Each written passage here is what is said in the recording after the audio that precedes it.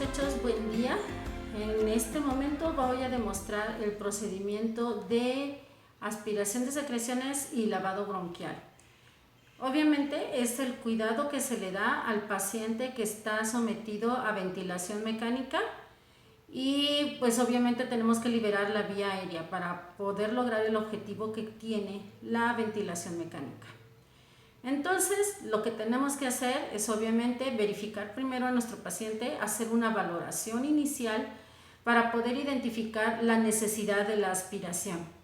Y porque la aspiración idealmente no debiera de ser un procedimiento de urgencia, tiene que ser un procedimiento programado, porque ya valoramos la necesidad y no necesitamos que nuestro paciente se empiece a desaturar o empiece a tener problemas de concentración de CO2 para poder pensar en la necesidad de la aspiración de secreciones, ¿sí? Es parte importante del cuidado del paciente intubado y pues bueno, eso es lo que vamos a hacer ahorita. Lo que son las consideraciones especiales y todo lo demás, como acostumbramos, lo vamos a platicar en la sesión y ahorita solamente les voy a demostrar el procedimiento. Muy bien.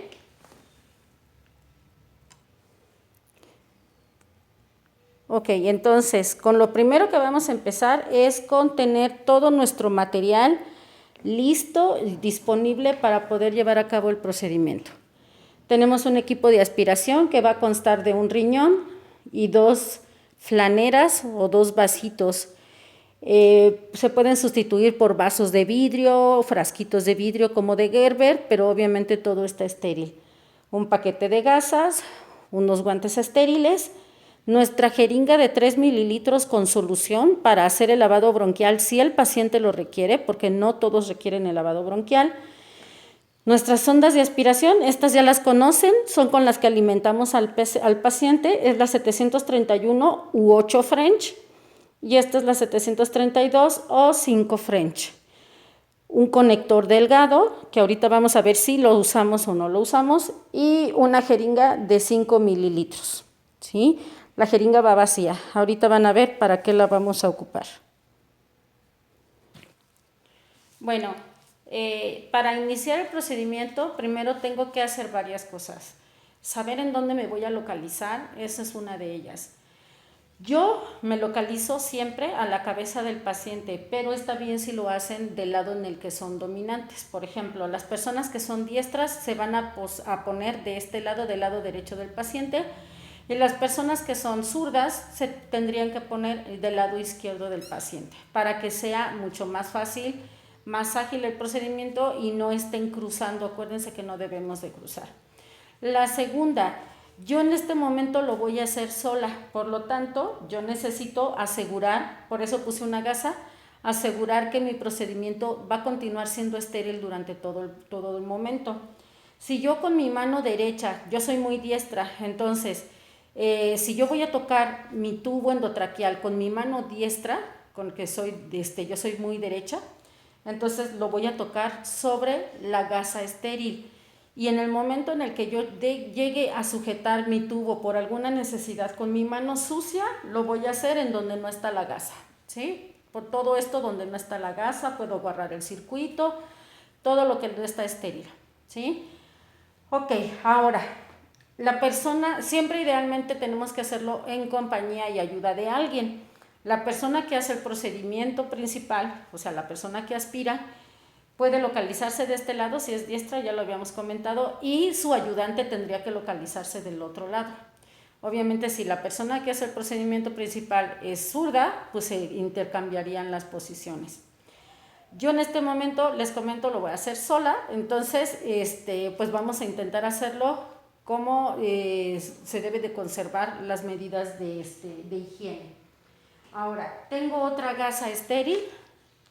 Y si yo por alguna necesidad necesito tocar el circuito, lo tendría que hacer sobre esta gasa estéril que estoy poniendo aquí, ¿sí? Si yo necesito tocar el circuito, lo tendría que hacer sobre la gasa para no contaminar.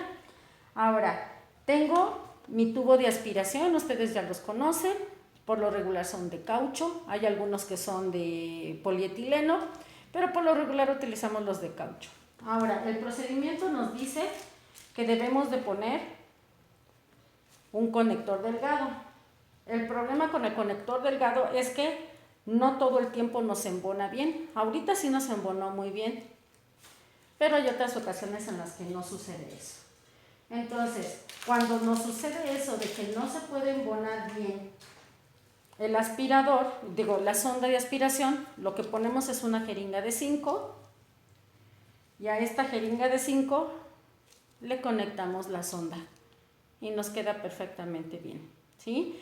Tiene la ventaja la jeringa de 5 de que aparte de todo la puedo yo sujetar de aquí y que yo puedo ver la cantidad de secreciones que estoy aspirándole al paciente porque se me van a quedar en el cuerpo de la jeringa y más fácilmente puedo yo evaluar las características de esa secreción porque la voy a estar viendo aquí, cosa que no se puede hacer con el conector, ¿sí? Entonces voy a dejarle instalada la jeringa de 5 mililitros.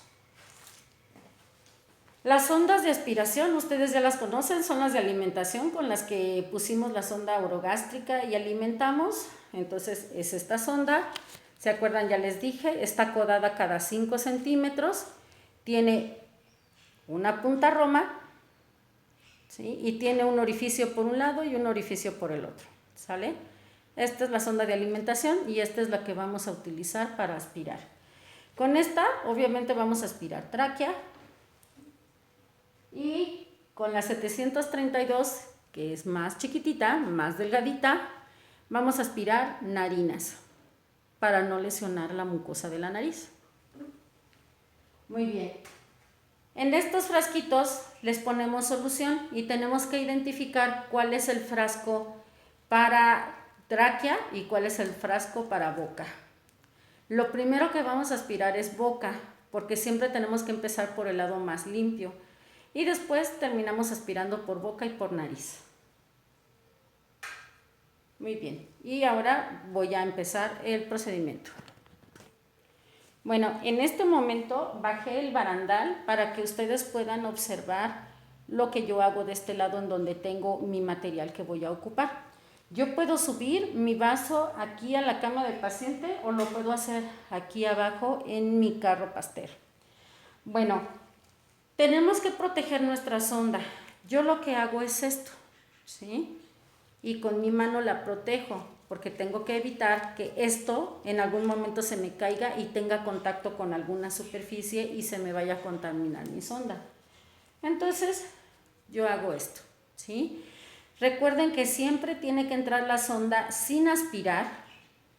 Entonces, yo hago esto. La doblo. Con esto se cierra la succión y la estoy deteniendo, ¿sí? Entonces estoy deteniendo mi sonda de estas dos formas. ¿Qué voy a hacer? Voy a hacer una primera inspiración para ver cómo están las secreciones, qué características tiene y qué cantidad de secreciones tiene. Antes de meter la sonda siempre debo de lubricarla. Entonces vengo, la meto en mi frasco que está destinado para la tráquea. Y una vez lubricada, voy a desconectar mi ventilador. Y lo voy a hacer, yo tengo esta mano aquí y lo voy a hacer con estos dos dedos, ¿sí?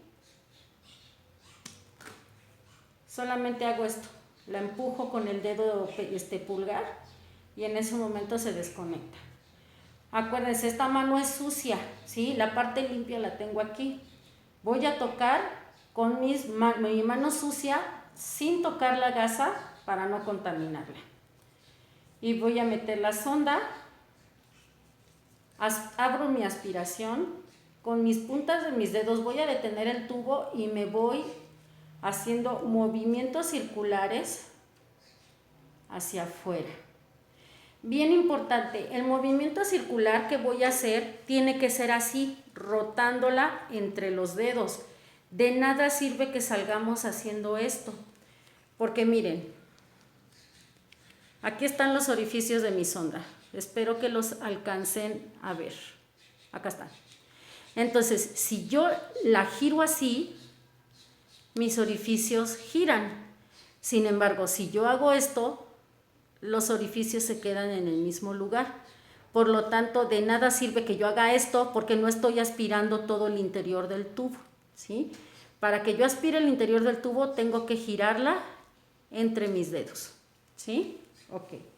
Entonces, con mi mano sucia voy a tocar fuera de donde está la gasa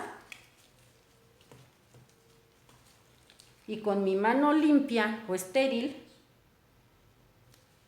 voy a sujetar mi circuito para volverlo a conectar.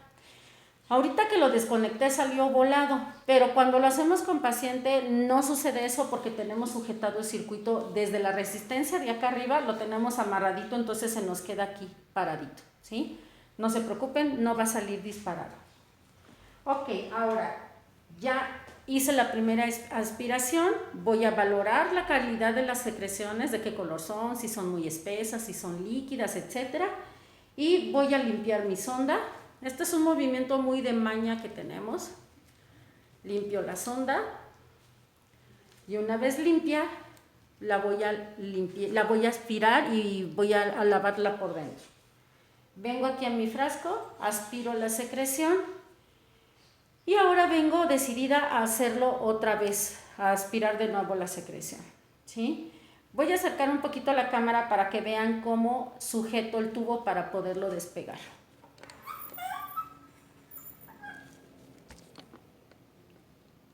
¿Sí? Entonces lo que voy a hacer, voy a utilizar estos dos dedos, voy a poner uno aquí abajo y el otro dedo solamente voy a empujar hacia abajo y en ese momento se desconecta. Otra vez entro cerrada mi aspiración, está cerrada mi sonda, toco con la punta de mis dedos, meto la sonda, abro mi aspiración y otra vez me voy girando con la punta de mis dedos la sonda. Cuando tengo una persona que me ayuda, inmediatamente ella, sin que yo se lo pida, desde el momento que yo saco la sonda, inmediatamente ella ya lo vuelve a conectar, ¿sí? Cuando yo lo tengo aquí colgado, hago lo mismo. La voy a sujetar la gasa con mi mano estéril y voy a conectarla al tubo de ventilador. Y si se dan cuenta, puedo estar manipulando y puedo tener protegida la punta de mi sonda en mi mano. ¿Sí se dan cuenta? Estoy manipulando, estoy conectando, estoy desconectando, etcétera, etcétera. Y mi punta de mi sonda está protegida aquí, porque lo único que ocupo son estos deditos. Esa es la ventaja de utilizar todos los dedos, ¿sí? Muy bien. Vengo aquí. Otra vez ya la limpié con mi gasa. Aspiro y la lavo por dentro. Y me voy a esperar. Entre aspiración y aspiración nos tenemos que esperar a que el paciente se recupere. A que recupere frecuencia cardíaca, frecuencia respiratoria, que recupere saturación de oxígeno y hasta que eso sucede, entonces vuelvo a hacer otra aspiración. Con esas dos aspiraciones yo ya pude darme cuenta si el paciente necesita que le haga un lavado bronquial. ¿En quiénes se les hace? En los niños que tienen las secreciones muy espesas, inclusive verdes, amarillas, que cuesta mucho trabajo aspirar o que inclusive aspiro y me la traigo colgada de la sonda. A esos niños hay que meterles un poquito de agua con la finalidad de fluidificar más las secreciones. No todos los pacientes lo tienen. Esa es la importancia de mantener el humidificador del ventilador funcionando como se debe. Ya lo habíamos platicado en otro momento. Si tenemos el humidificador funcionando bien, pocas veces tendremos la necesidad de hacer un lavado bronquial. Ok, pero vamos a suponer que a este paciente le tengo que hacer un lavado bronquial. Mi sonda la cuido aquí y voy a venir con mi jeringa. A esta jeringa le corté la aguja, ¿sí? Tiene solución, aunque no parezca, pero tiene solución. Y le corto la jeringa, la aguja, porque obviamente hago mucho más pequeña la entrada y hace más fácil de que yo pueda meter el agua en el tubo. Entonces hacemos lo mismo, desconectamos, metemos de 0.2, 0.3, máximo 0.4 mililitros de solución, dependiendo del tamaño del paciente. Lubrico mi sonda y aspiro las secreciones. Igual, me voy haciendo movimientos giratorios entre las puntas de mis dedos. Y voy a conectar mi ventilador. Si se dieron cuenta, en este momento yo toqué el tubo con la mano estéril y la hice sobre la gasa. Esa es la razón por la que ponemos gasa aquí y gasa acá. Cuando esta mano estéril tenga que tocar esas superficies, yo no quiero que se me contamine mi mano estéril. Por eso pongo una gasa aquí y una gasa acá. Ok, entonces ya metí agua, ya la saqué y ahora lo voy a valorar. Si ya la secreción me salió fluida y me salió fácilmente, entonces ya no necesito hacer un lavado bronquial. Ahora, los recién nacidos tienen la vía aérea muy frágil y muy fácil de modificar. Por esto, cuando yo quiero aspirar el bronquio derecho, pues lo voy a voltear hacia la cabecita, solamente la cabeza la voy a girar hacia el lado izquierdo, porque así la sonda me va a entrar un poquito al bronquio. Si yo quiero aspirar el bronquio izquierdo, lo voy a voltear la pura cabecita hacia el lado derecho y así me va a entrar un poquito la sonda hacia el bronquio izquierdo, ¿sí? La vía respiratoria del niño es muy fácil de modificar. Ok, si ya hice esas aspiraciones, ya nada más voy a terminar con una aspiración en el bronquio principal. Otra vez desconecto.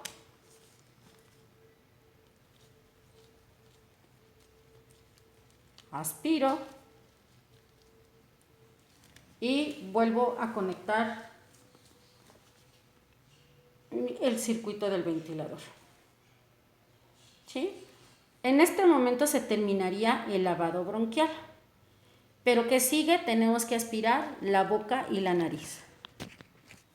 Bueno, ahora vamos a aspirar narina y para eso vamos a ocupar la sonda más delgadita, que es la 732 o la 5 French, porque la mucosa de la narina es mucho más delicada, la cavidad es mucho más pequeña y necesitamos protegerla. No necesitamos hacerla sangrar, solamente queremos aspirar las secreciones. ¿Cuánto vamos a meter? Lo suficiente como para llegar a la coana. A la coana de un lado, a la coana del otro. Y una vez aspirada la secreción, terminamos. Hacerlo con mucho cuidado. También la sacamos haciendo este movimiento giratorio con una succión moderada para no lesionar y no hacerlo sangrar, ¿sí? No necesitamos meterla de más porque el niño está respirando por el tubo endotraqueal, ¿sí? Entonces no necesitamos meter demasiado la sonda, pero sí necesitamos liberar la cavidad nasal. Una vez terminando de aspirar la boca, en ese momento se termina ya, la boca y la nariz, en ese momento se termina ya nuestro procedimiento.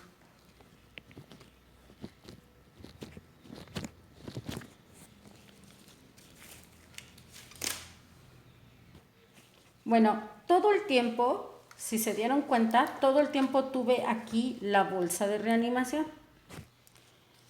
Bolsa de reanimación porque no se llama ambú, se llama bolsa de reanimación. ¿Por qué la debo de tener aquí todo el tiempo? Aunque en ningún momento la ocupé para este procedimiento, la tenemos aquí por la posibilidad de que tengamos que apoyar con presión positiva al paciente. Mientras lo estamos aspirando, el paciente está conectado a su ventilador mecánico y está conectado con los parámetros que el médico indica. La frecuencia respiratoria, la presión inspiratoria, la presión expiratoria al final de la expiración, etcétera, etcétera, todo lo que tiene. Y nosotros no debemos de modificar esos parámetros porque son con los que el paciente está estable respiratoriamente hablando. Entonces, no modificamos, no subimos el FiO2. En la técnica de aspiración de secreciones del adulto dice que se debe de subir el FiO2 al 100% para prepararlo para la aspiración. A pesar de que sí es verdad que al paciente lo vamos a llevar a hipoxia desde el momento que desconectamos el ventilador, tenemos que ser precavidos y no debemos de subir el FiO2. ¿Por qué? Primero porque después se nos puede olvidar bajarle el FiO2. Y segundo, porque las fracciones inspiradas de oxígeno muy elevadas son tóxicas en el niño, ¿sí? Acuérdense que el oxígeno es un gas medicinal y por lo tanto tiene sus grados de toxicidad. Y en los prematuros Una toxicidad que llegamos a tener demasiado frecuente son las retinopatías del recién nacido o la retinopatía del prematuro. Ese oxígeno es tóxico a nivel de retina y se nos puede quedar ciego el niño. Bueno, entonces tengo la bolsa de reanimación por si el paciente requiriera un apoyo de presión extra para poderlo alcanzar. Recuerden que les dije, entre aspiración y aspiración no debe de ser urgente el procedimiento y se tiene que valorar. Por lo tanto, dejamos que el paciente se recupere entre aspiración y aspiración. Si no se recupera, entonces lo seguimos apoyando y ahora sería con la bolsa de reanimación. Mientras no tengamos un problema de que el niño se desatura y no recupera, no sería necesario utilizar la bolsa de reanimación. Bueno, muchachos, ese es todo el procedimiento de lavado bronquial y aspiración de secreciones en el paciente que está intubado. Y espero que les haya quedado claro. De cualquier forma, ustedes saben que todas las dudas las vamos a comentar en la sesión. Entonces, pues bueno, eso es todo y nos vemos pronto en el próximo procedimiento. Muchas gracias.